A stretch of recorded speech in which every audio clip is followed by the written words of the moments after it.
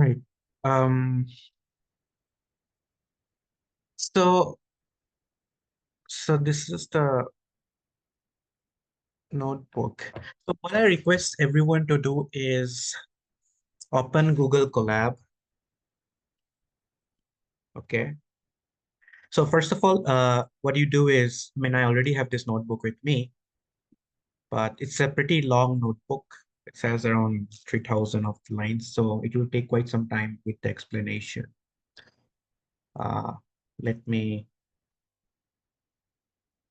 sorry. Okay. So what I will do is on one side, I have the slides. I will refer to the slides between to explain a few things. Then I'll refer to this notebook.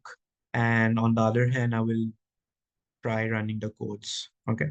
So what I expect you to do is,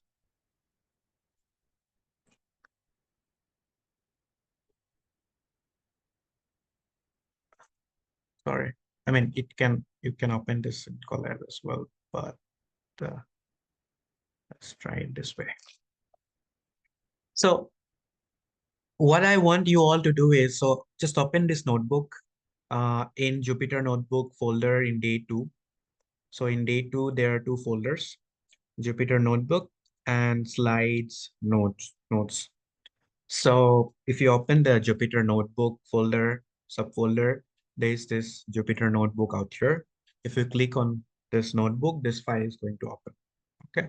So we are going to do this thing. Okay. I'll explain everything. No worries. I'll try to explain everything. So this is your third slide that I'm trying to do, kind of a third chapter, and it's based on a book which I have already referred. Um, so if you click on this open in Collab, it's going to open in Collab. All right. It's going to open in Collab and it's going to look something like this. All right. The the codes are already run. But we are going to rerun them again.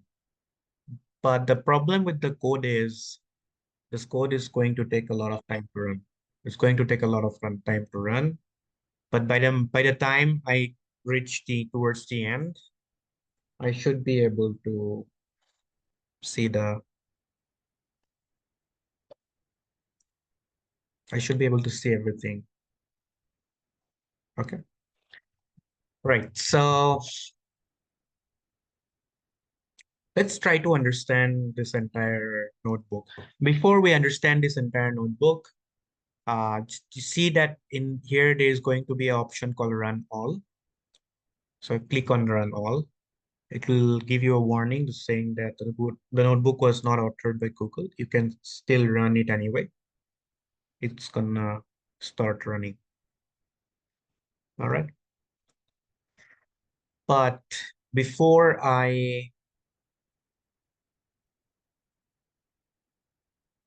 okay. So,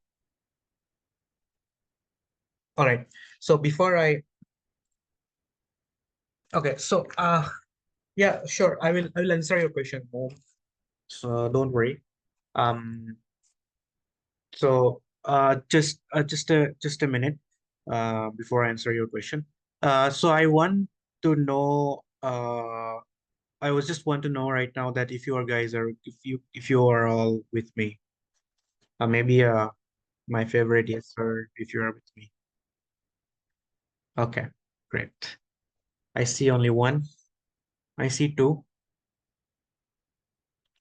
I want to see more so that I can know that you all of you are with me. Okay. Some more? Sure, sure. Okay, great. That should be enough. That should be enough. Okay, yeah. So okay. I can see that all of you are with me. Yeah. Yes, yes, yes, definitely. We will stay in we will all stay in connection. Um, okay, to answer your question, you all can reach me uh on my email address. I I always mail back to people You can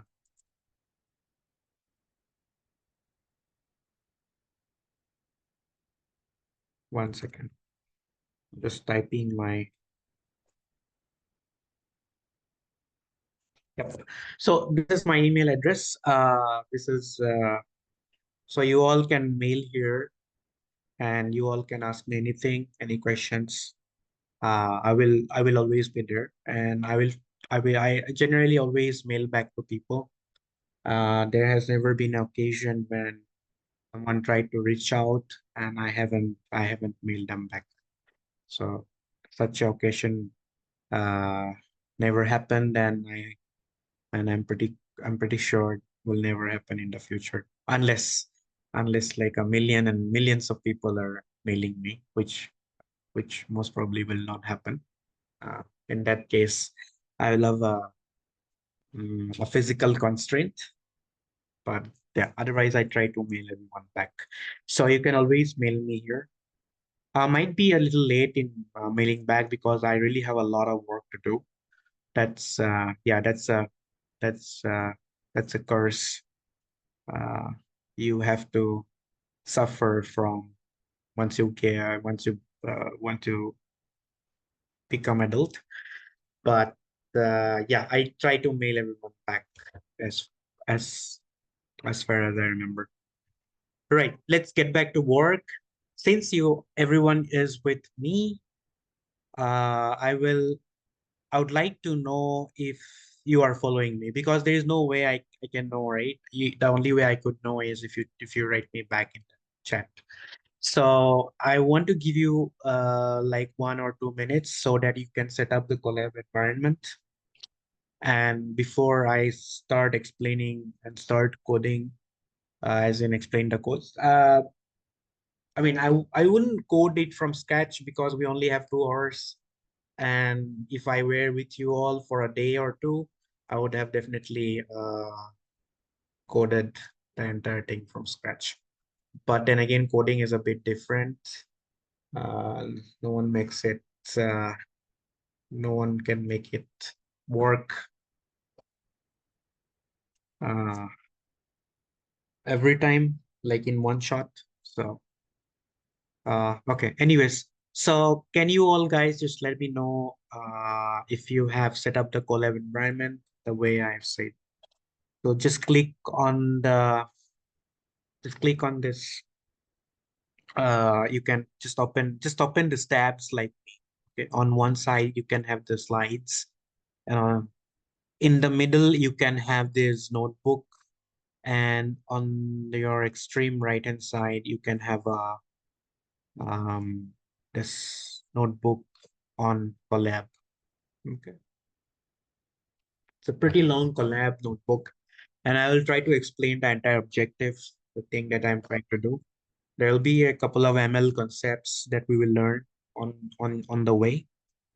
But this time, instead of slides, I'm gonna try to work things out from scratch. But this through this notebook.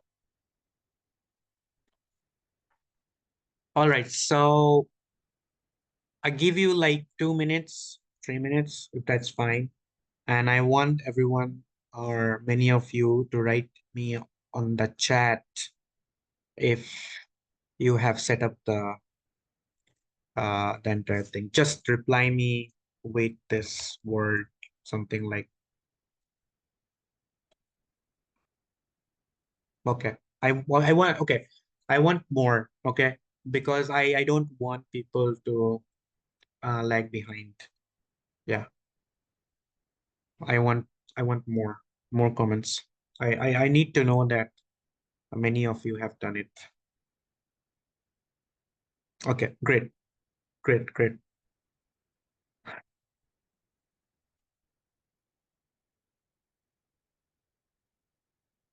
Nevertheless, I'll give you 1 or 2 more minutes. Don't worry, we will not pass 7 o'clock again. Okay, so for those who are having a bit of a difficulty, I'll tell you. These are the links. I'm sending the links again. So click on these links on 3 different tabs. So the reason I'm stating this again is because I'm getting a couple of messages on my inbox. Uh, wait, where is the, okay, wait, where's the Zoom? All right. So this is your first, uh, the second one is this one. Um,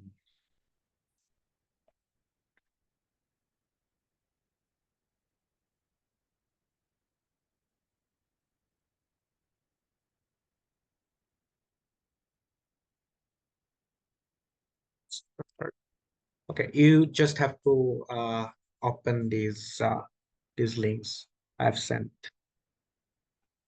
uh, on the chat. Okay, you want me to switch to dark mode? Sure, why not? How do you do that? I'm not sure. Uh, Let me check. Okay, sure. Yeah, great. Uh, I can definitely change to the dark mode. I think, yeah, this makes things a bit more visually attractive. Yeah, okay. But then, yeah, right. So we have this these three links. I hope you have done. I can see a lot of dones, a lot of, yeah, I hope everyone is on the same page. All right, let's start. So if you see the code is still running, it has been running since the past 2 minutes out here. And this is going to take some time to run completely, but there is, yeah, some of them are still running. We'll go through this one by one. No worries. Uh,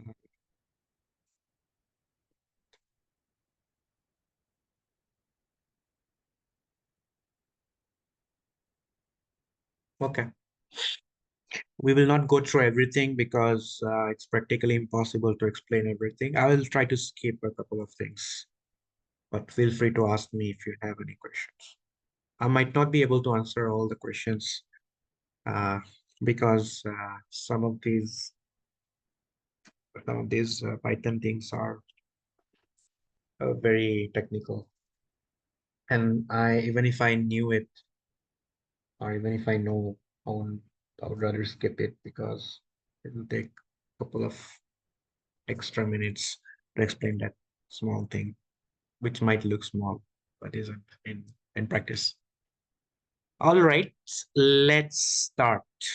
I'm assuming that everyone's on the same page. So I will have to take help of the slides. So what I will do is I'll try to show you an outline. Okay. So the outline is pretty simple. So we saw a little bit of regression yesterday. Uh, if you remember, and if you remember, there are uh, two types of things that you can do, two types of projects. Okay, one is a regression, two types of problems. One is a regression problem and the other is a classification problem. The regression problem is the problem when the labels are continuous. They are like continuous numbers, say 5, 6, 7, 7.8, 5.4, a million and a half, something like that. But when the labels are discrete, for example, 0, 1, or 2, or maybe 5, 10, 15, okay? Uh, Maybe, for example, long, tall, medium. When they are discrete, it's a classification problem. So we are trying to work with classification today. So we are going to work with classification today. And we are trying to classify a data set, which is a very, very popular ML data set. It's called MNIST. MNIST. All right. And I will be trying to do a classification problem, but then there will be a couple of classification types. One is a binary classification and the other is a multi-class classification. So what's a binary classification? A binary classification is one that has only two levels. Okay. Say for example, short and tall. They only have two levels, short and tall, for example, or um, fat and skinny, only two levels, 0 or 1. There's a binary classification. And if you have multi-class classification refers to a one with more than two levels, two different classes. Oh, wait, am I? Wait, a lot of people are still entering, I guess. Okay, all right. So multi-class classification is yeah. So when you have more than two different types of levels, we call it a multi-class classification problem. Okay. For example, uh, I don't know what that could be a good example. Uh, for example, three different color types. For example, three different colors of hair. One is a white, one is a brown hair, and the other is a black hair. For example, this could be a multi-class classification problem. Uh,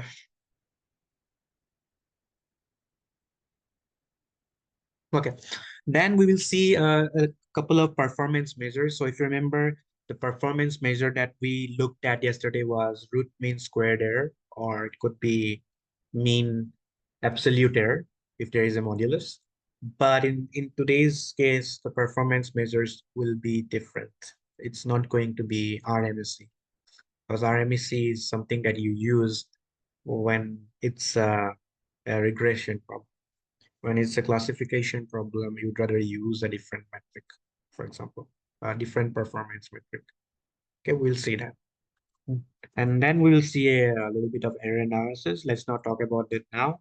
And then we will touch a little bit on the advanced classification tasks. All right. So what are we going to do today?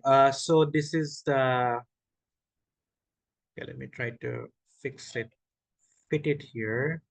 I don't know if I can fit this. Yeah, let's try. Okay. So what I will try to do is, so there's a data set. There is a data set, and this data set looks something like this. And if you print out a data set, it's going to look something like this. So what you do is, I hope you have clicked on this run all, right? I hope you have clicked on this run all, and it's going to keep running for a few minutes. So don't worry much about it. It's going to keep running. It's a pretty big long code. So yeah, click on run all. I'll come to the entire code again, but I'm just trying to explain things. So this code is nothing but these are some things that you import. These are libraries that you import. Python has a very rich set of libraries, and that is precisely one of the most important reasons why people use Python for machine learning.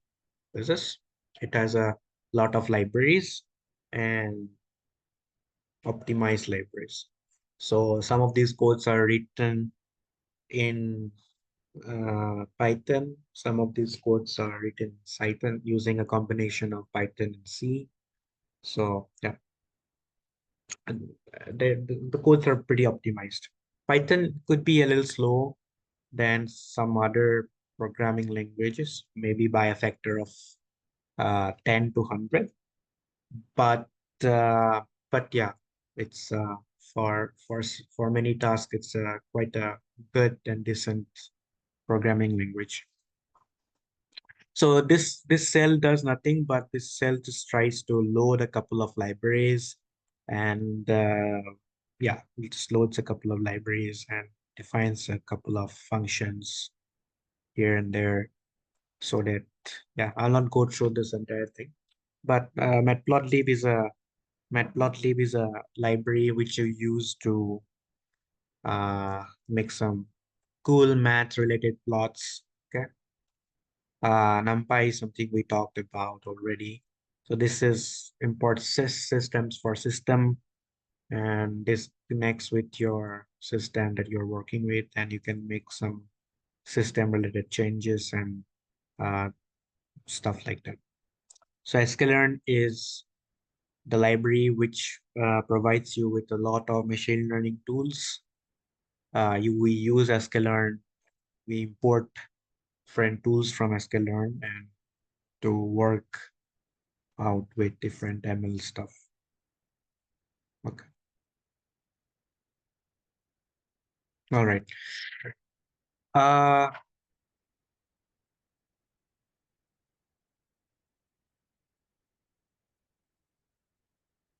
yeah. Yeah. So in sklearn.datasets, so in sklearn, there is a module called datasets. In sklearn.datasets, you can fetch this dataset, which is called MNIST 784. Okay. So this MNIST 784 is a dataset, and this dataset kind of looks something like this. Okay. So these are numbers. The specialty about these numbers are written. These are handwritten numbers. Okay. And they're actual handwritten numbers, written by a couple of people from, I mean, you can always go and have a look at the history of amnesty. If I am correct, these numbers are a result of some people that work in some post office in the United States. And and they have written these numbers, I guess, if I'm not wrong. Yeah.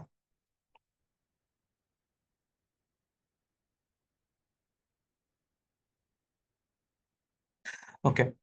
Uh, okay. So if you look at the history, you will find that this amnesty database was okay. I might be a bit wrong because I perhaps I'm messing up with some other numbers, but it's a pretty interesting set of numbers. And so if you look at this, so the train set. So this is your. Uh, so I just have a couple of a requests. I mean, I would be glad if people did not leave the meeting, because if you leave the meeting and you enter again, there is a this ping tong and ping, this sounds that I have no issue with that. It's just that it's like a bit of a distraction for me. There's just sound everywhere, like 5 or 6 times they just ring about. So yeah, maybe if you wouldn't want to. Okay, how do I turn off that sound? Thanks for that. How do I turn off that sound? I don't know how to do that. Let's see. I don't know how to do that. I have to see. Uh,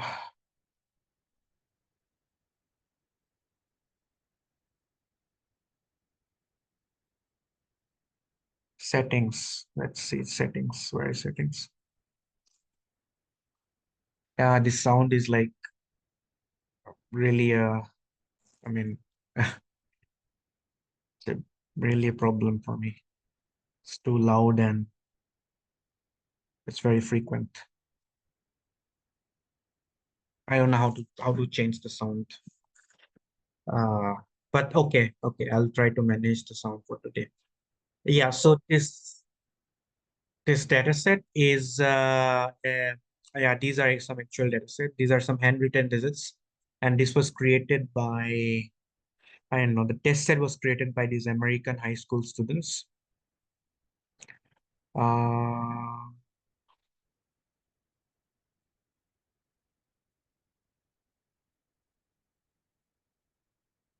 okay, it should be here. Okay, I think we should look at the TensorFlow official MNIST data set.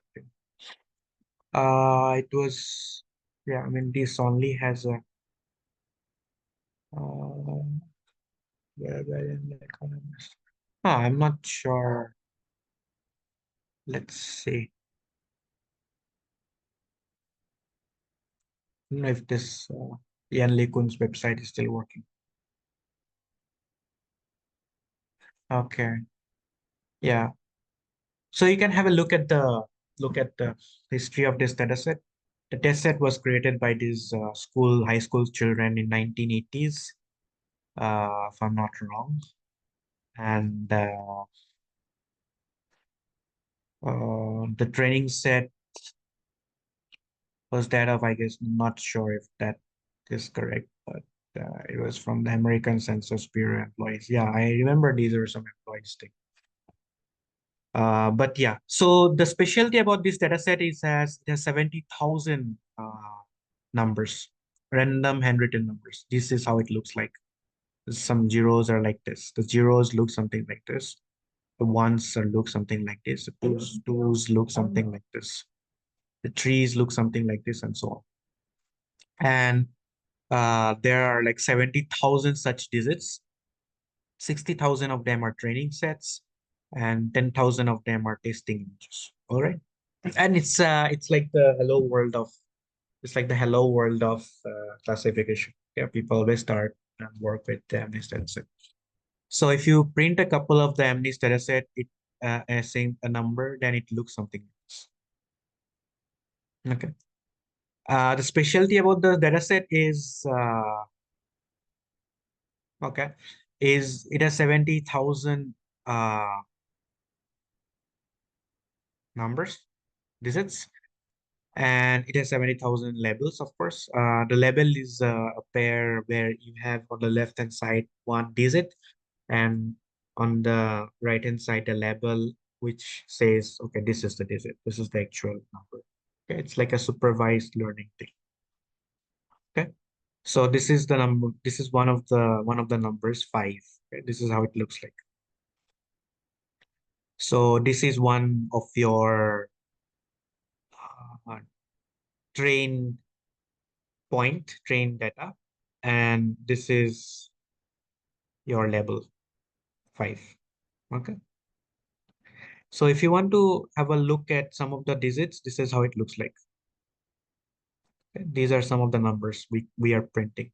So if you see, I'm using PLT. So uh PLT is the pyplot component of matplotlib. So I'm importing matplotlib dot pyplot as PLT. Okay? And the size of these images are 9 cross 9. Sorry, not the size. The size of this image is 9 cross 9. Some sort of uh 9 inch or something. 9 inch cross 9 inch, something like that. All right. Okay. And yeah. So what are we trying to do? What are we going to do? That is the question. Okay. So this is how the data set looks like. And this is some features. This is how the features are. So the meaning of 784 features is that okay, let me explain this because this is going to be important. So see, so if you look at this square, this square has on each row 26 pixels. Okay, so if you multiply 26 with 26, uh, it's 784. Okay, not 26. Is it 28? Oh yeah, it should be 28. Yeah, sorry, it's 28. Yeah, it's 784. Yeah, so 28 times 28 is 784. Okay, so this data, this number 5, you're oh god, this sound. Okay, this number that you see is embedded on a square, and the size of the square is 28 cross 20. Okay, so there are 28 pixels across, and it's 20 LP cross pixels across. And thus, these pixels range from 0 to the value of these pixels. So the value of the pixel represents how bright and dark it is. Zero stands for, I'm not sure if zero stands for dark or white. I think zero stands for um, white. So these numbers out here are white. And what was the zero to, uh, I don't know, I forgot the pixel values. Was it one for 63 or was it 140? I don't remember exactly.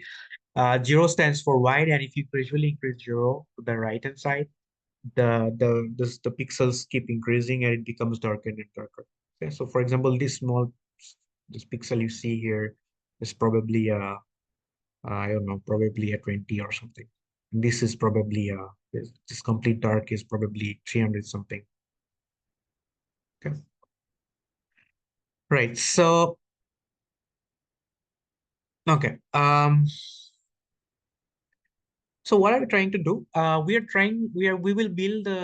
We will build a machine learning model. I will talk about the model shortly. We will build a model, and the goal of the model is to learn the number five. Okay. At the end, at the end of okay, not the, at the end of this program, there will be we will still do a couple of more things, not only with five, but as a part of our first exercise.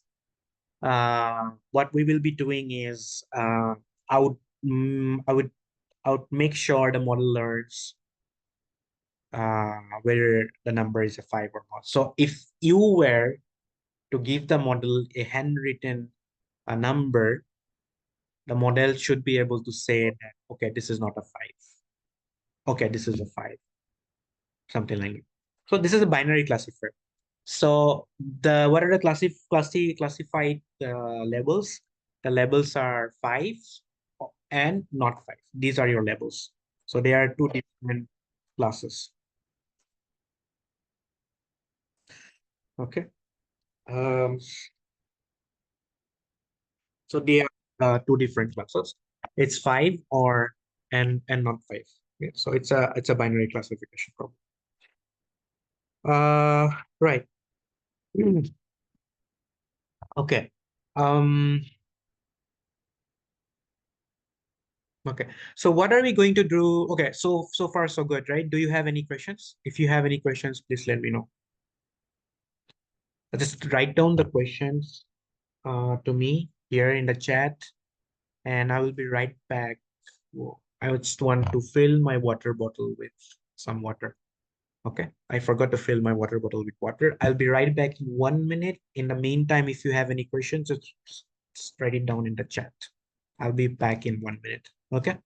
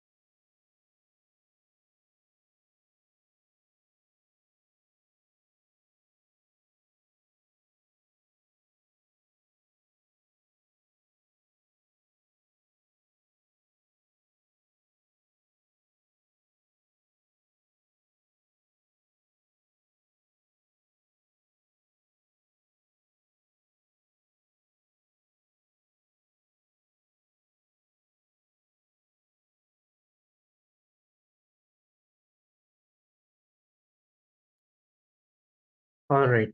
So, okay. Um,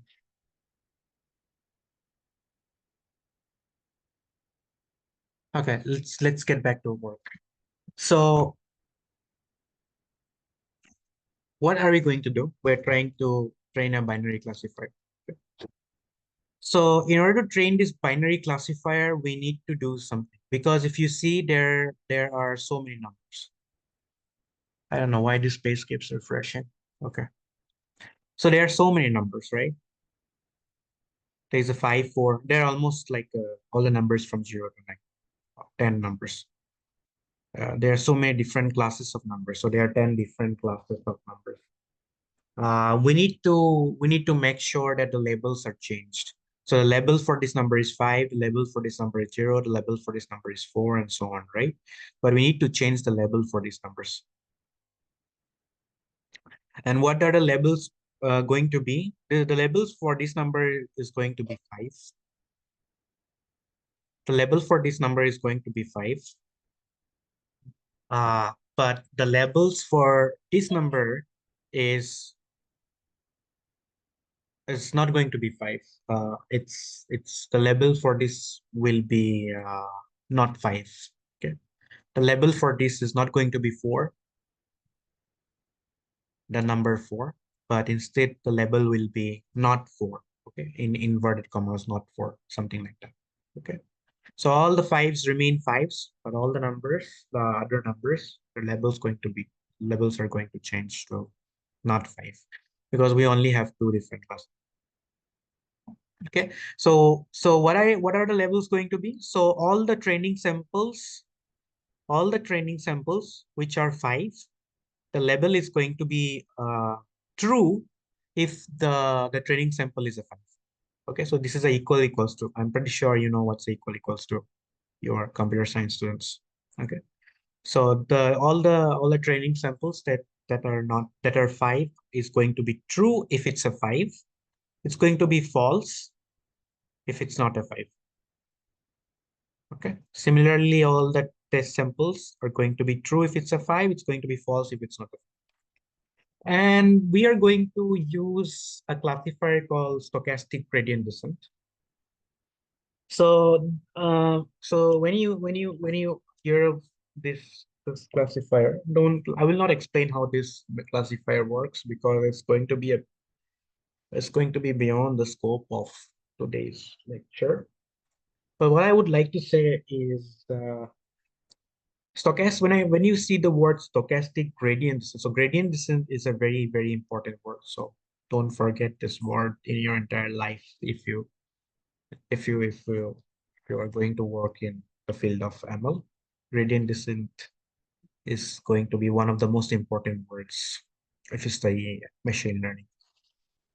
Uh, Stochastic gradient. So the gradient descent is nothing but an optimization. So it's not optimization.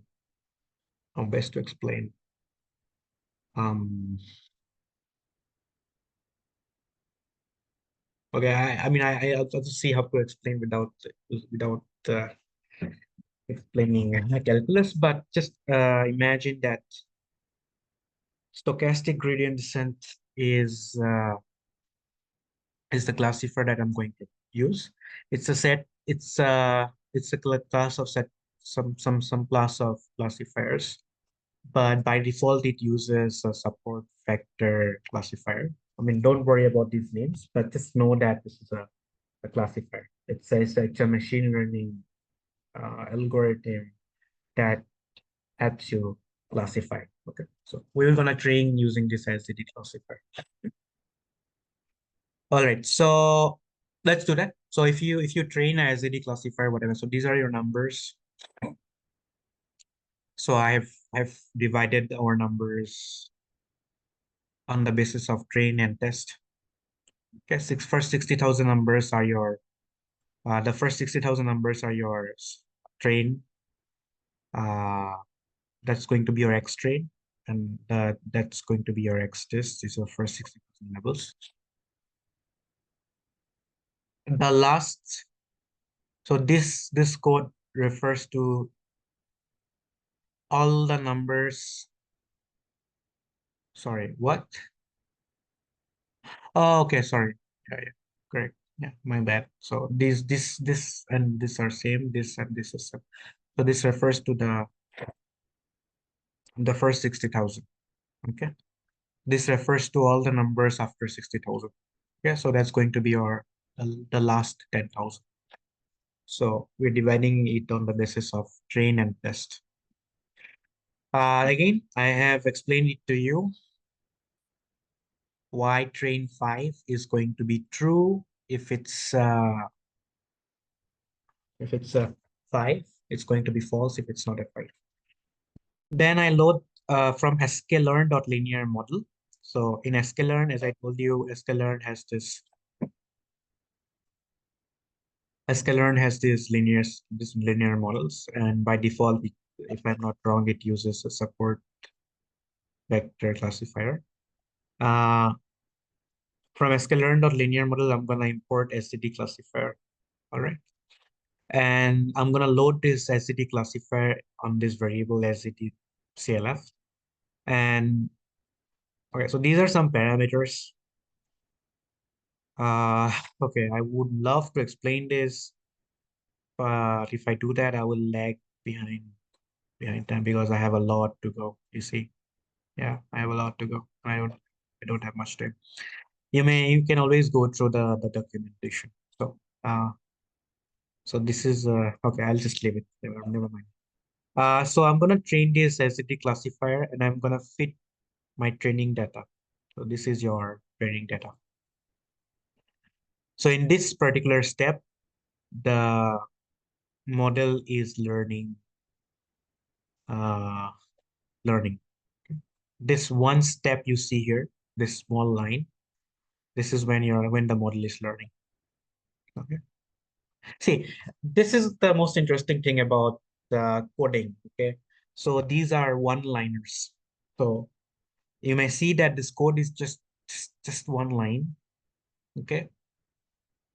But in this one line, it has learned everything.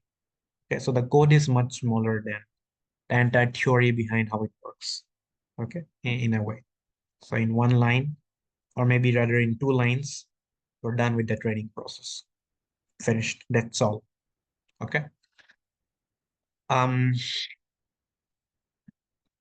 but the entire theory behind how this works is pretty long. It's pretty long. Okay. Uh,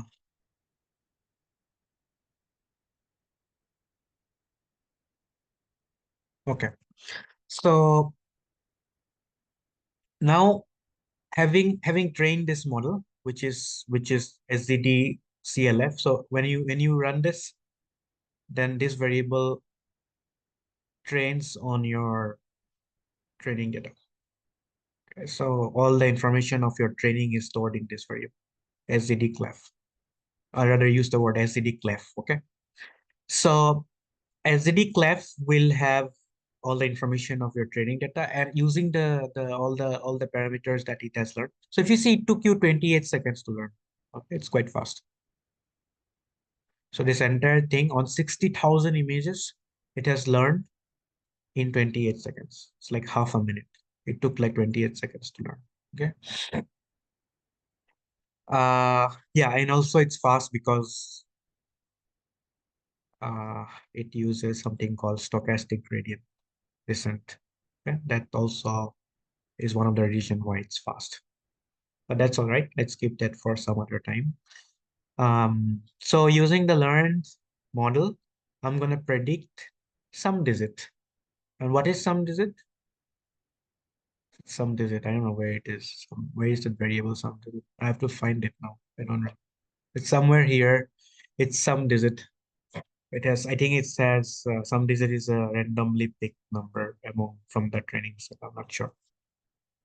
Okay. So this some digit. Okay, let's see where this some digit is. I don't know.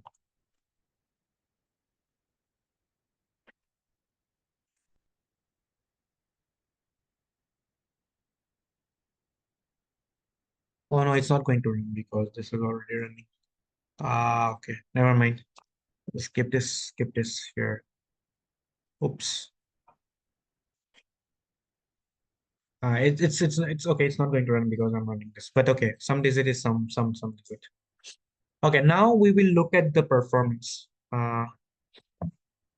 Okay, now if I run this, if I run this, and if I want to look at the cross validation score, the cross validation is, if you remember, uh, if you remember, I was talking about tenfold cross validation yesterday, where you learn on the first training, first 10, and you test it on the 10th, and you keep changing your 10th position. That's the cross validation thing we were talking about. Okay. Uh, so with threefold cross validation, you will have three sets of training data. Sorry, the three sorts of results. We call it the accuracy. We'll see what accuracy is mathematically. We will have three different sets of accuracies. On one set, you have accuracy of 95%. So uh, the model is not perfect. Okay. So once the model is 95% accurate, on a different instance, the model is 96% accurate. On a again a different instance, the model is 96% accurate. Okay, so I'll give you a break maybe, because yeah, maybe I'll give you a break of, I don't know, 3, 4 minutes or 5 minutes. And after the break, we will see some performance measures. Okay. So this is your first step. You load a model or SVD and you use the SVD to see your predictions. The prediction results are this. Okay. Once it's 95%, one is 96%, and then on another it's 96%.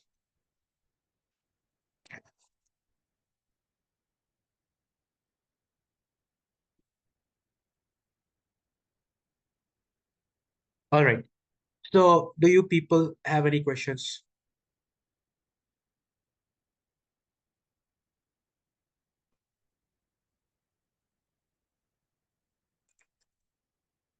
Feel free to ask me if you have any questions so far. We will start again at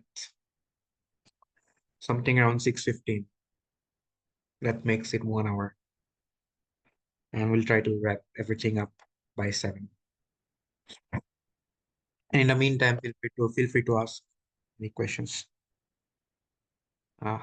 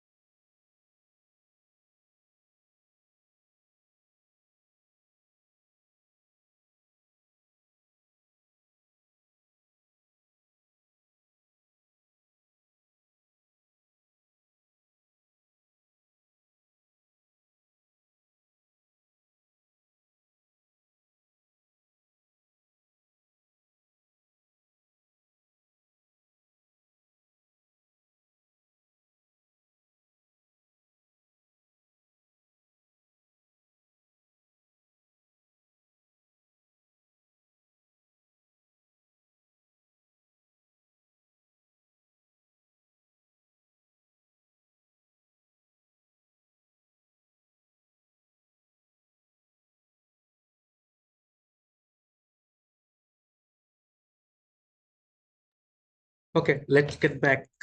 Let's get back to work. I'm assuming that none of you have any questions.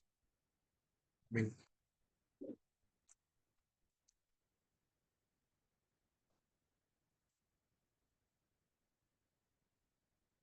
so now we are going to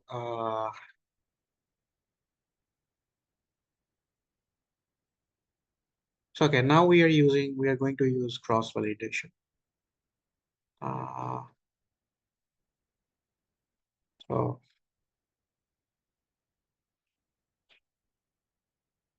I think this is tenfold cross. Okay, this is okay. How I guess yeah, n splits. So this is threefold cross validation. Yeah. So using threefold cross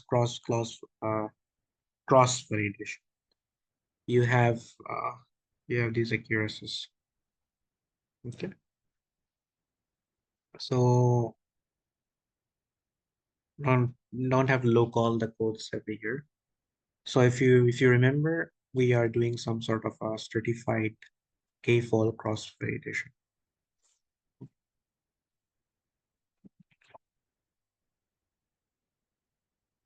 So okay, so if you do that, you will have these accuracies. On one set, you have 96, on the other, you have 91, on the other, you have 96. Uh, okay, let's limit this from here. Okay, so just my point is pretty simple. I just wanted to show you. I mean, I'm not concerned about the exact accuracies. The only thing is that I'm only concerned about uh, the technique. Yeah, what we are trying to do, and uh, the range of numbers that you see. You will usually see numbers in 95, 6, 7. Yeah, 95, 6, 7. With this exception, here it's a 91. So this is the accuracy for now. 1 second. Okay, this is going to run. Yeah, it has some RAM uses. Okay. Um. Okay, so the next important thing that I would like to talk about is this matrix. Okay, this matrix. What happened to this now? Okay.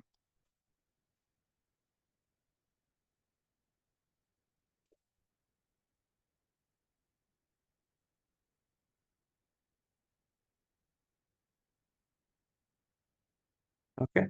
So, so yeah, these. Okay, so these numbers are a bit different here. Okay, I guess 93 is not something you'll see here.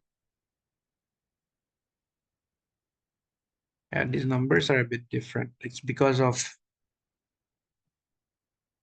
yeah. It's because or are we talking about these numbers? NTG.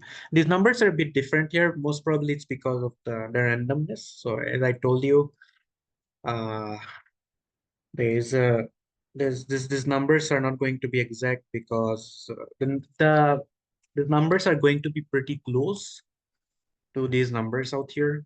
It's not going to be exactly this one because it's impossible unless I'm not sure if they're using a random state here. Yeah, I don't think they're using a random state. They're using a random state here though. I mean, this random state helps you replicate the exact results. Okay, so this might probably give you the same numbers here, but for some reason it's not seen here because it's not the same random state, or either it's not the same random state or they're not using the random state thing. Anyways, the numbers will not be the same, but it's going to be pretty close. Or is it the same? 95,613. 95. It's not the same. Anyways, doesn't matter. So the next thing is that I would like to talk about is the confusion matrix. Uh, okay, so Yeah, this is a pretty interesting thing. So this is a thing with classification. So it's a matrix. It's a 2 cross 2 matrix. Uh, do you see these numbers? These are 8, 3, 9, 2, 7. So these numbers belong to the class called true negative. Okay. True negative means these numbers are not five in truth. These numbers are not five in truth, and the model is also predicting that these numbers are not five. All those numbers belong to the class of true negatives. Okay. What are these numbers? These numbers are called true positives. It's called TP, true positives. So true positive means the numbers that are five in truth, and the model is also predicting that these numbers are five in five. Okay. So those that particular class is the true positive class. Okay. So we have seen these two blocks. Now let's talk about these two blocks. So this number you see is, so this number is actually six. Okay? This number is actually six, which is not a five. Okay. But the problem is the model has predicted this number to be five. So I don't know why the model has predicted this number to be five, but the model has predicted this number is a five. Okay. Okay. So in practice, in truth, this is not a five, but the model has predicted that this is a five. So that particular class or that particular set of numbers is called the false positive class. It's called FP, false positive. And this is called false negative because the numbers are actually five, but the model has said that these are not five. And you can see for various regions, the model could say that this is not a five. One possible region could be, this thing, this bar on top of the number five is pretty long than usual. So maybe the model looked at this uh, and figured out that okay, this might not be a five. No, it predicted that this is not a, and this is a five, but for some regions, again, the model did not predict that this is, so this is the false negative uh, group. So yeah, yeah. Why did I zoom in here? I already had the zoom in version here. Okay, sorry about that. Yeah. So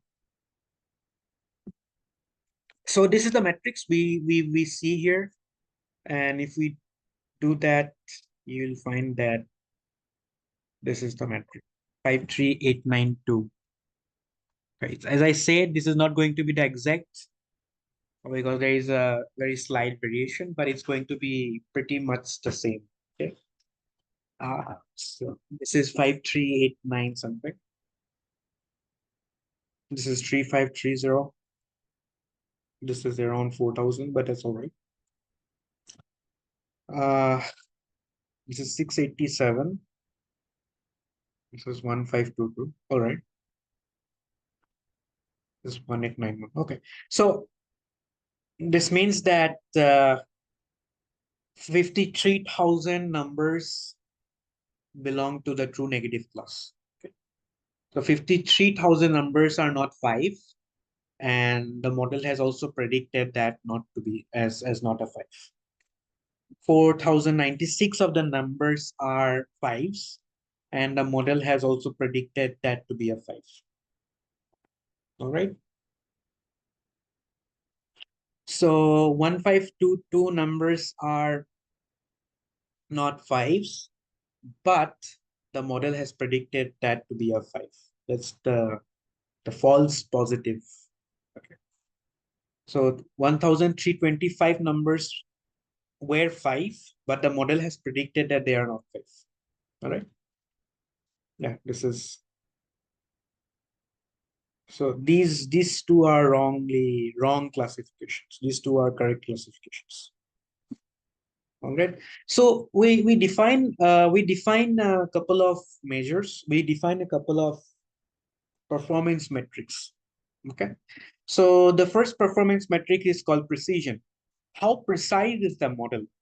Okay. Precision means true positive by true positive plus false positive. So this means the precision means among the numbers that the model has classified as 5, how many of them are actually 5? That is the number. Okay. So among the numbers that the model has classified 5, 73% or 72.9% of them are actually 5s. That is a metric. So the another metric is recall. Similar metric. It says wait, true positive plus false negative. Are you sure? True positive plus false negative. Yeah, correct. Again, this is called sensitivity or recall. It means that what is the proportion of actual positives that was identified correctly. So I know that this is a bit confusing. That is why this matrix is called confusion matrix. It's called the confusion matrix, but yeah, it's a bit confusing, but that's all right. So what proportion of actual positives was identified correctly? So true positive are actual positives. False negatives are they actual positives? Wait, false negatives? Oh yeah, false negative are actual positives. That means these numbers were 5 in truth. That's a different thing that the model uh,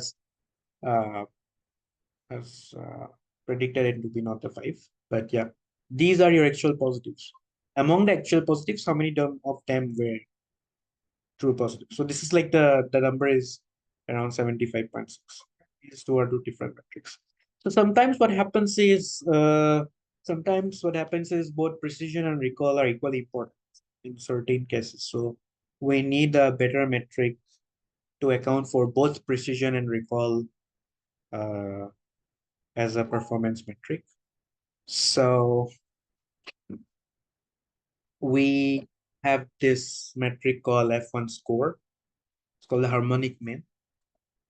Using this harmonic mean, we can find the value of these metrics.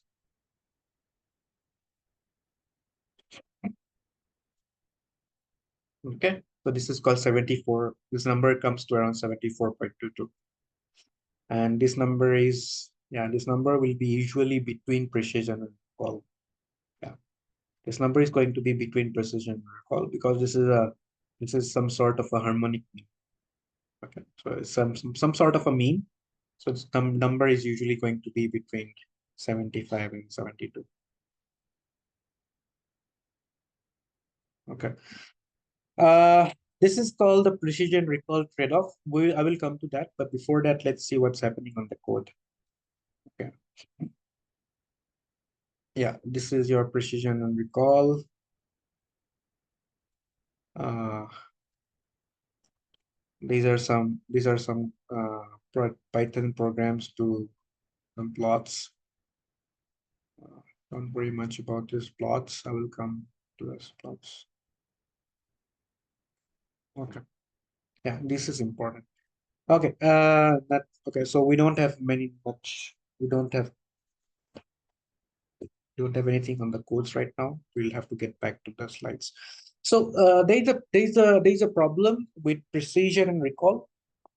If you do the math, I'm skipping the math for now. You'll find that precision. So what do we want? So in practice, we want precision to be high. Okay, I want the model to be precise. So what do we mean by the model is precise? I want the model to be precise. I want the precision to be high. I want the model to be precise. Okay, so I I may also want the model to have a high recall. All right. But okay, what proportion of positive identifications was actually correct? Okay, so I want the number that were actually correct to be high. I want the model to be precise. So this number is ideally large. We would want this number to be large. Uh, what proportion of actual positives was identified correctly? So I also want this number to be large. I want as many positives to be identified correctly. So I want the model to identify uh, correctly. Okay, so I want the precision and recall to be high. But the problem is precision and recall cannot be high at the same time. Okay. So as precision increases, so this is your precision. As you increase precision, the recall decreases. So if you want your model to be very, very precise, then you will have to suffer a lot in terms of recall. Okay. So you cannot have both the things at the same time. You cannot have high precision and high recall, or rather mathematically or theoretically, you cannot have low precision and high recall. Sorry, you cannot have low precision and low recall. Okay.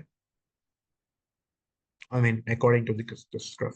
So what you can have is you can have a balance. You can have some sort of a trade-off between precision and recall. Okay. So you need to decide this boundary. This is called some sort of a decision threshold. Okay. You want you want to decide. You will have to decide that um yeah, you will have to define a threshold. Okay. Beyond which the model will decide whether I'll classify a particular number as a five. So that's the precision recall trade-off, which is a trade-off. There are a couple of trade-offs in ML as well. Okay, any questions? I'd like to take a pause here and ask if there are any questions. Wait, where is my? Okay, here it is. So, do you guys have any questions?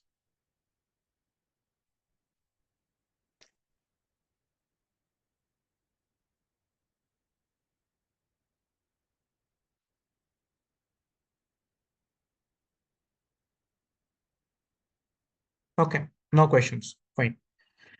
Let's move ahead. We don't have much, don't worry.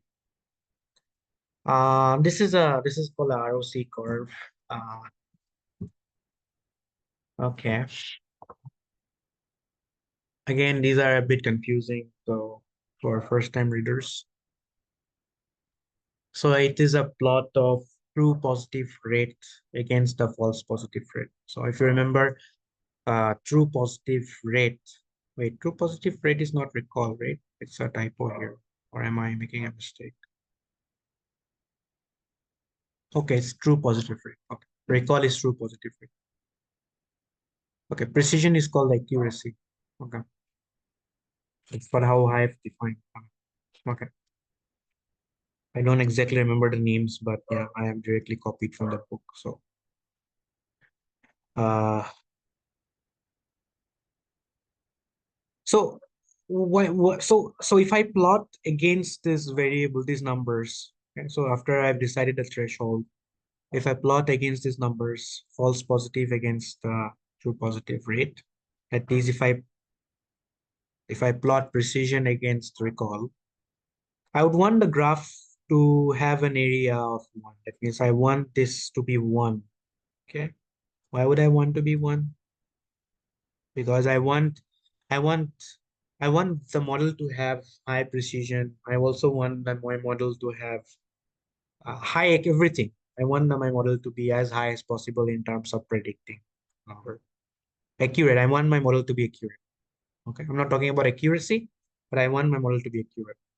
So ideally, I would have I would like to have my model has area of 1. So when I say 1, it means both of them are high. Okay.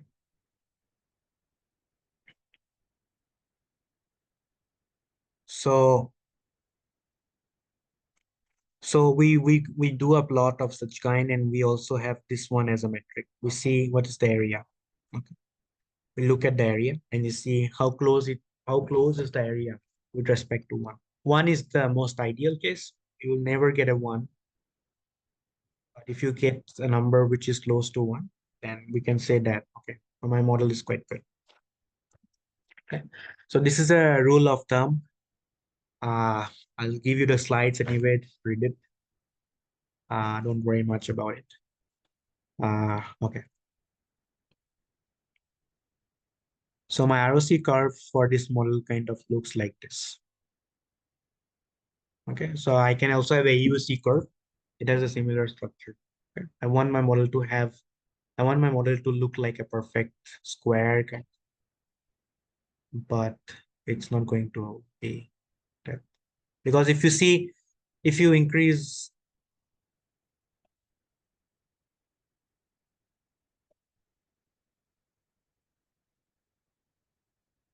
uh, yeah, okay, I'll just leave this one for now. Uh, yeah, these are some things. Then we can also have a multi-class classification thing. So this was all about binary classification. We can have a multi-class classification uh, as well. So in case of multi-class classification, we do not have a 5 versus not a 5, but instead we have all the classes. We have 1, we have a 2, we have a 5, we have a 6, we have a 7, all of them. Okay? These are all of them are your classes. Um, okay, so there are two different strategies for multi-class classification, but you can one way you can is what is called one versus the rest. So what we call is so we train a binary classifier for each class. Okay. So um yeah.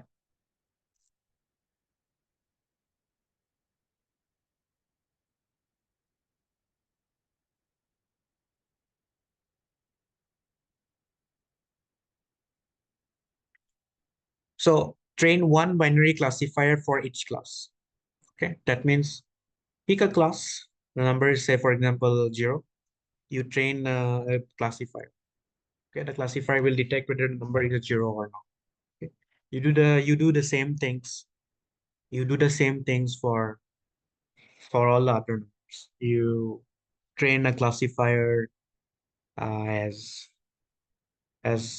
whether it detects a 1 or not, or whether it detects a 2 or not. So there will be 10 different classifiers. Okay. Now, in order to classify an image, you put all these classifiers, these 10 classifiers on that number. All right. So you put all these classifiers on that. Uh, Sorry. Yeah, this sound is really. You put all these classifiers on both the on all of these numbers, and you you decide. I mean, you see which in which of the case is the accuracy very high, and for whichever classifier the accuracy is very high, you can detect as that number is high, what that number is. So another strategy is one versus one. So you can train one binary classifier for every pair of classes. So here I was using a 0 versus not a 0, or 1 versus not a 1. Here what I'm trying to do is I'm using a 0 versus 1. A 0 versus 2, 1 versus 2. And if you have done a little bit of combinatorics, you'll find that there are n times n minus 1 divided by 2 classifiers. Okay, so n is equals to 10 in this case. Okay, 10 times 9 by 2. 1 second. Yeah, 10 times 9. It's going to be around 45. So there'll be 45 classifiers. the class that wins the most duels is chosen. Okay, so if you think about it, this is all that happens. I will not explain too much, otherwise you will get confused.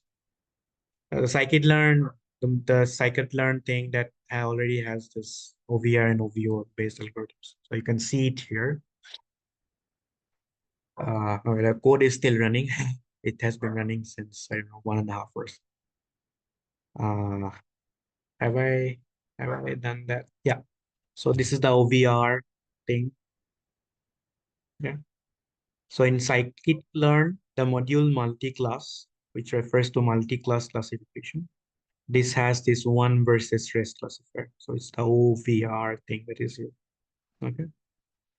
So if you can train this OVR classifier on my dataset. Okay.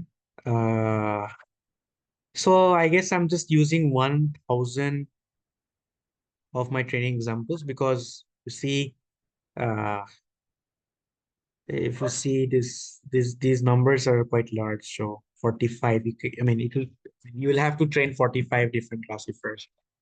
Already it's taking a lot of time to classify this 60,000 numbers. So it will take a lot of time to classify. It will take a lot of time to fit that model on 45 different models on my dataset. So I'm only using 1,000 of my datasets as my train. I'm training my classifier as a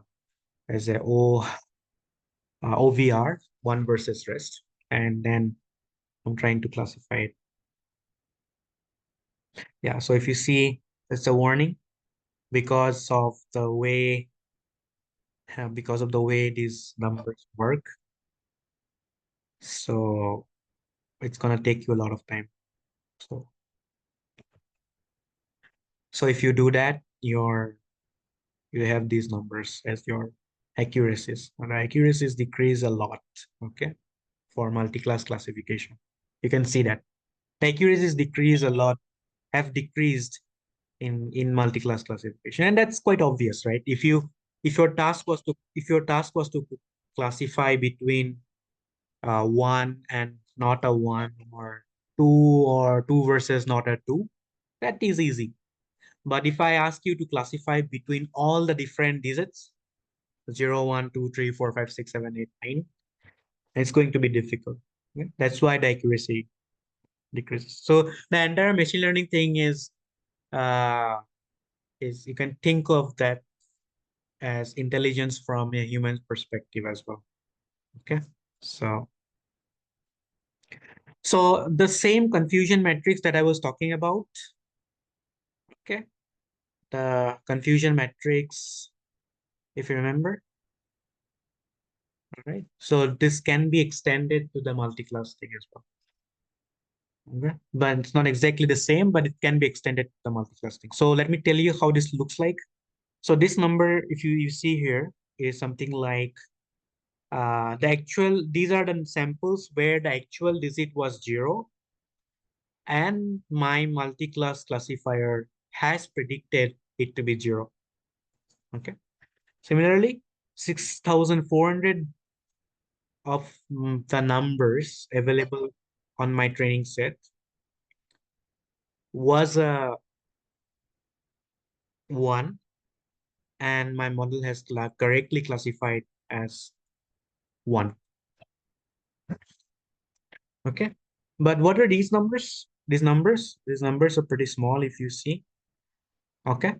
So what is this 27? So this 27 is my model.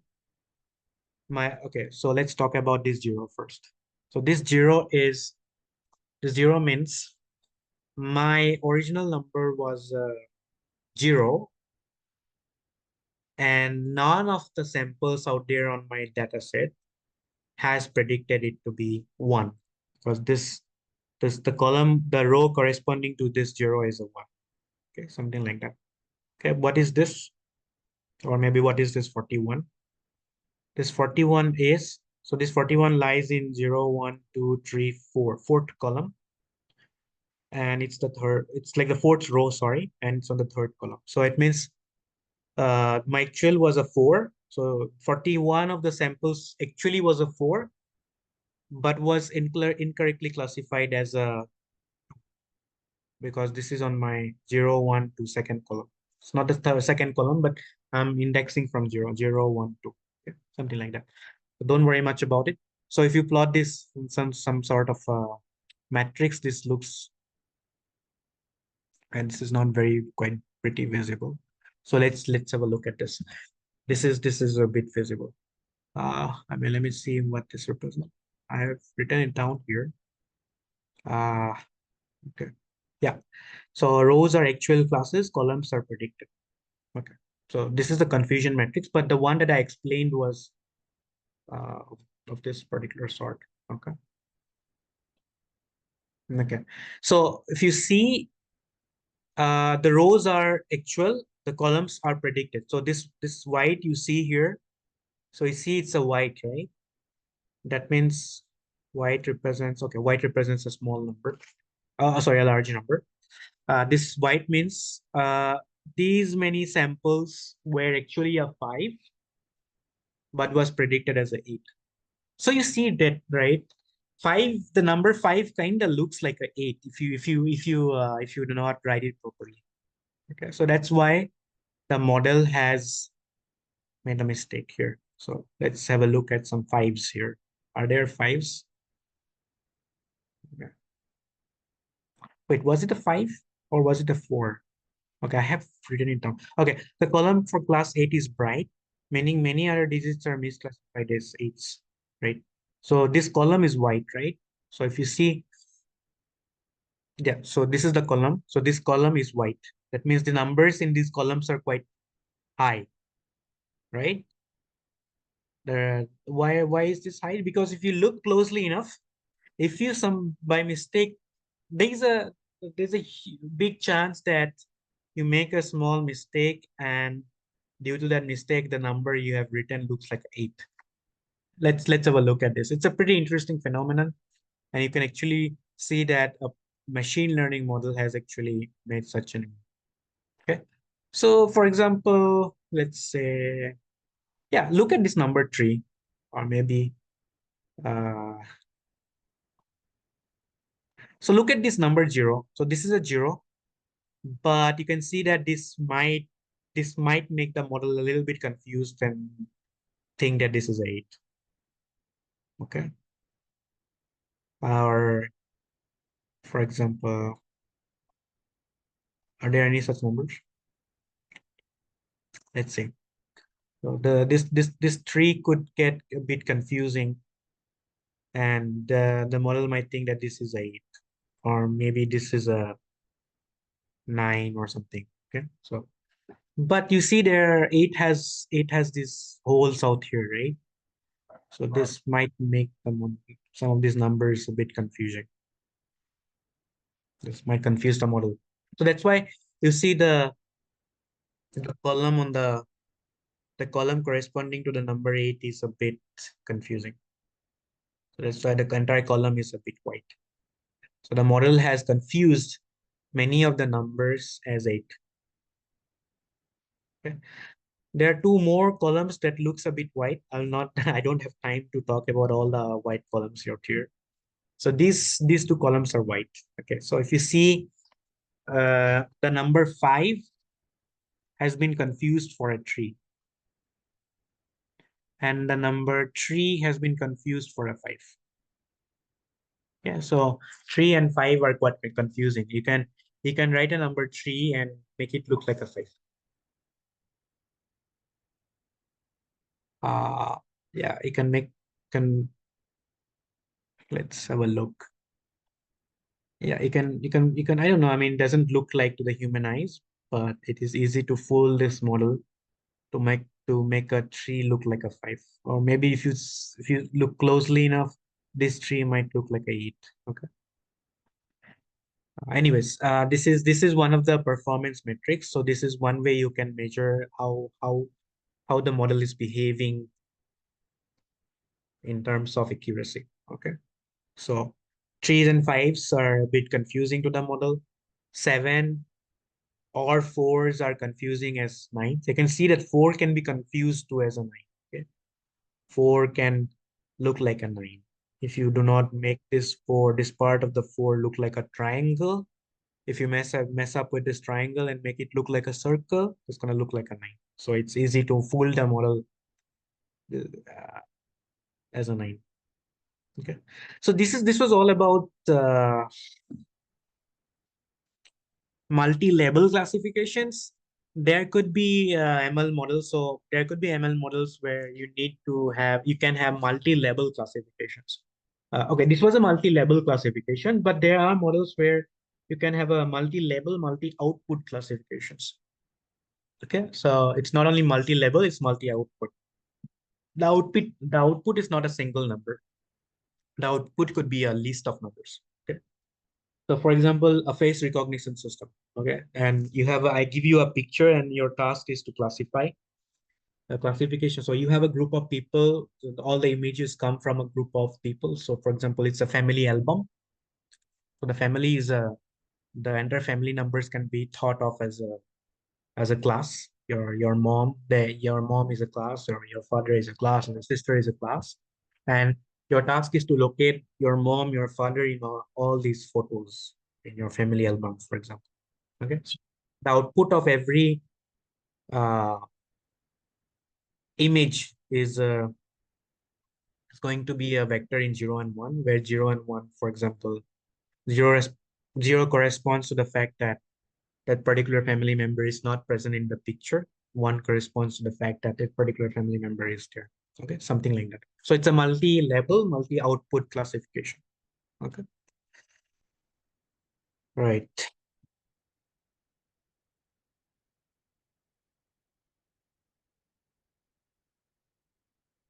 Okay, yeah, this is all I have. I'm pretty much on time, so I did not want to bore you with too much of content. Uh, I mean, yeah, I hope. I mean, yeah. So if you see, yeah, this is. Oh, okay. I did not know that I have a picture. I forgot that I already have a picture, which I can show it to you, why the model is getting confused. So if you see, so what you can do is take your laptop a little far away from your eyes. Okay. Your eyes will get confused with these threes and fives. Okay. So if you can get confused with the threes and fives, what is a model, right? So you can see why the model confuses these threes and fives. Okay. They have, I mean, if you look closely in any of these numbers, you'll see that they're not very confusing at all. But if you kind of take your laptop a little bit away from your eyes, you'll see that these numbers can mingle among themselves as one single three or a five. Okay? It will become indistinguishable to your eyes. Okay? To some extent, of course. Let's see if I have some other. Okay, these are some multi-output things. Don't worry much about it. Uh, okay, these are some cross-validation things. Yeah, yeah. So I'll skip. So I mean, I do not have time to explain a lot of things here. Uh, but you can go through the notebook and have a look at it by yourself. So what I will do is I will just delete. I'll probably just, yeah. Otherwise, my laptop will hang. My laptop is already not working for some reasons. Oh no. Wait. Okay. I'm just deleting these cells because my laptop is not just getting a bit hanged. Yeah. Okay. I mean, I have a lot of tabs up. That could also be a reason. But anyways, this is all I have. Thank you so much for being such a nice audience. And okay. Thank you. Thank you so much, Krish, for liking it. Okay. I hope I could explain things uh to you all. And I hope to see you all again in the future. And stay in touch. Write write to me. I've already shared you my email. You can always write to me, and I will always make sure that I reply you back. I always do that because I know how it feels to not get replied by people you wish to get replies from. So I always reply to people back. So you can write to me if you have any questions, if you have anything to say. And yeah, thank you. Thank you so much. I will not take much time, but I think I still have. Okay, I can take questions. Okay, this is not a question. So I'm getting some suggestions that I can take another session some other time.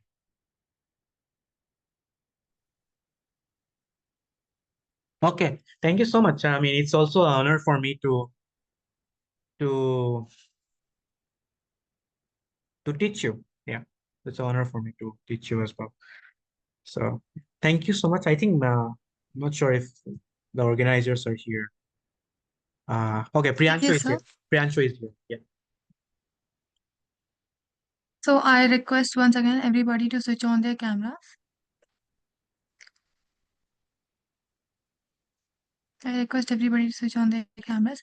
And sir, can you please scroll the slide to thank you slide Oh so yes, that we yes. can. Okay. Yeah, yeah, yeah. Sure, sure, sure. Give me a minute. All right.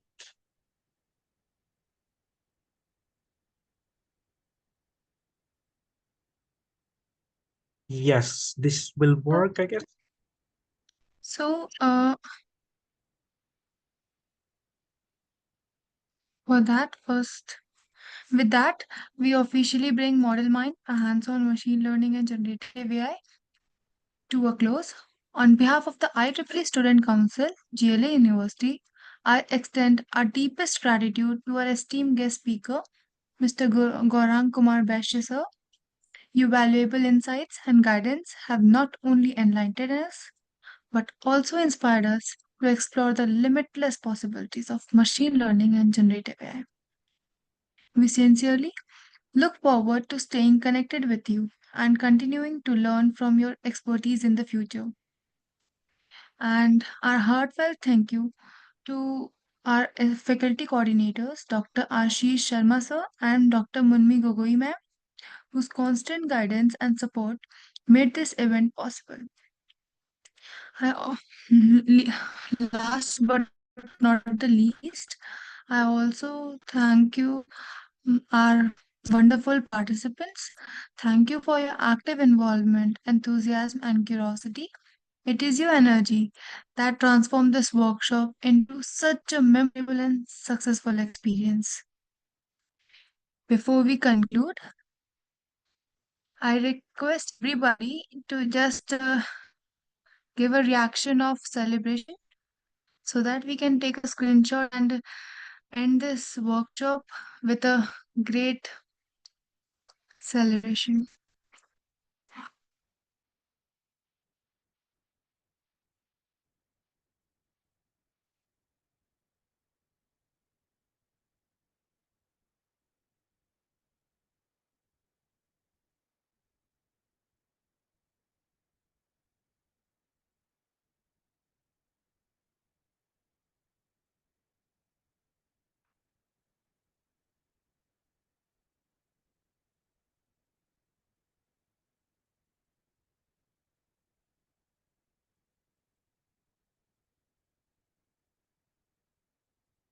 Thank you everybody for your support.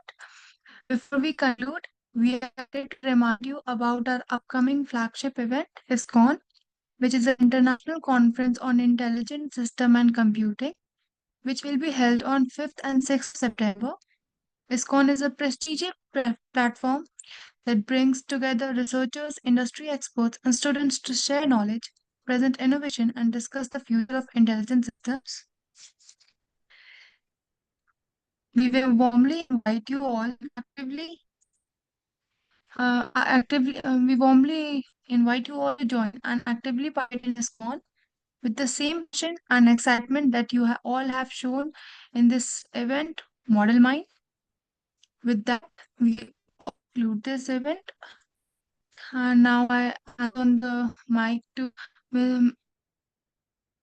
Yes, of course. Yes, Shelja, thank you very much. Shelja, can you hear me? Yes, ma'am. Yes, yes, Shelja. Okay, fine, fine. So, thank you very much. And first of all, congratulations to all the participants for completing this 2 days online workshop on machine learning. And yes, of course, being a coordinator of this program on behalf of IEEE Student Council, I extend my heartfelt gratitude to our team resource person, Mr. Gauranga Baishya. And yes, of course, your insights, expertise, and engaging delivery made the session truly enhancing for our participants. And the practical examples and real world perspective you shared is not only dependent our understanding on ML, but also it inspired our students to explore new ideas and projects with confidence. That is really, really inspiring. And we are truly grateful for the time and effort you devoted to this workshop, Mr. Guranga. And we look forward to the possibility of collaborating with you in a near future. And we thank you again for your invaluable contribution. And yes, of course. And Priyanshu has shared with me some feedback of the students, and it is truly very positive, and it's really very inspiring. And of course, in near future, we very soon we want to, organize one more event, right, for our students. And yes, of course, can you share your experience with us, Mr. Goranga? This like uh, like machine learning and Zen AI. Okay, apart from all these things, can you share your experience for students that they can inspire by listening to that? Right? Priyansu, can you unmute Guranga sir again and we Yeah, can yeah, hear yeah. you with that. I can unmute. No, I mean, yeah, Can you it's hear a, me, yes, I can hear Priyansu? you. You there? Yes, ma'am.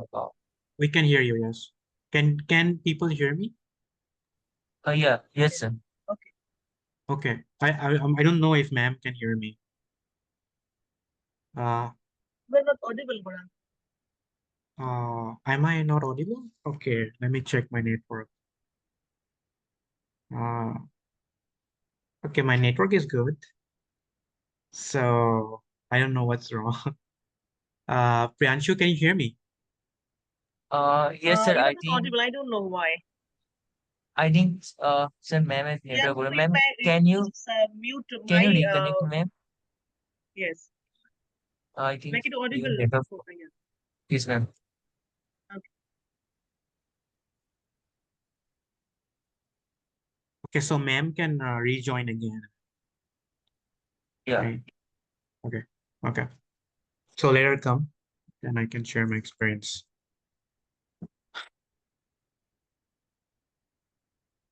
Oh, I just discovered that Zoom has this entire tab thing on top of where I can actually look at my slides. Okay.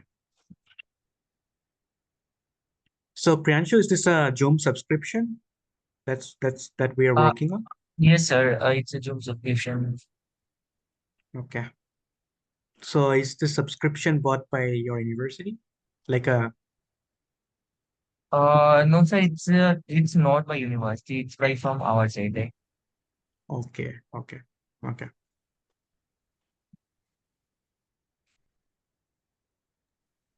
Yeah. And I would also like to thank you, sir, for taking these sessions. Like it was totally unexpected that you will invite will you accept our invitation. When I first messaged you, like I don't even expect a reply from. I didn't expect that you will reply me. But yeah, Okay. after successful coordination and we've successfully completed, and the students are enjoying. Literally, when I saw the feedbacks of the student, and literally it's mind blowing, sir. They all are enjoying the sessions. I mean, Okay. we do not have any like wrong feedback. Everyone is happy with this. So yeah, Okay. thank you for the wonderful sessions. So like I myself joined some sessions in the start and enjoyed it also. And Okay. thank you so much, sir, for the sessions. And yes, as Amunyam told, like we would like to hear from you, sir, like what's your journey? Like Yeah, how yeah, did yeah, you make definitely. from But yeah, definitely. I'm not just not sure because ma'am is not here because she is the person who asked me this question. And if she is not here, then I wouldn't feel like answering it. I mean, I can definitely answer, uh, but can you just make sure that she's coming back? Or otherwise, anyways, the recording session. So yes, sir. Wait, I'm calling. yeah, I just call her. I'm pretty sure there's a problem. Internet is like, sir, I think. Yeah, I can understand that. So it's a big issue, especially in today's world. Internet is a very big issue. And without the internet, nothing works. Yes, sir.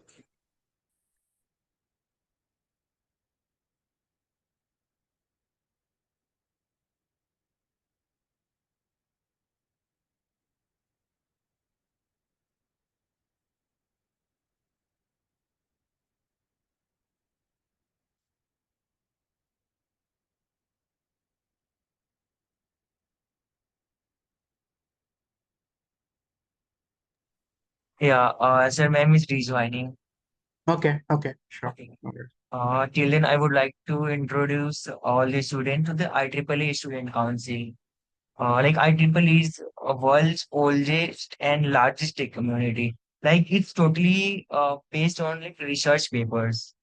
The research paper published by IEEE is literally on next level. Means it has some other values.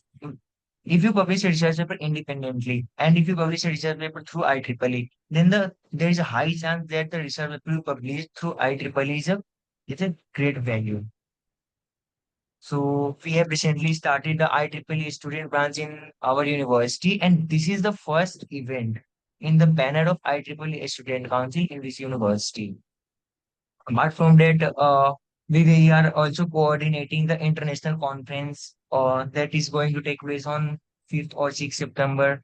After that conference, we were planning a hackathon kind of thing, but this will be totally focused on like placement.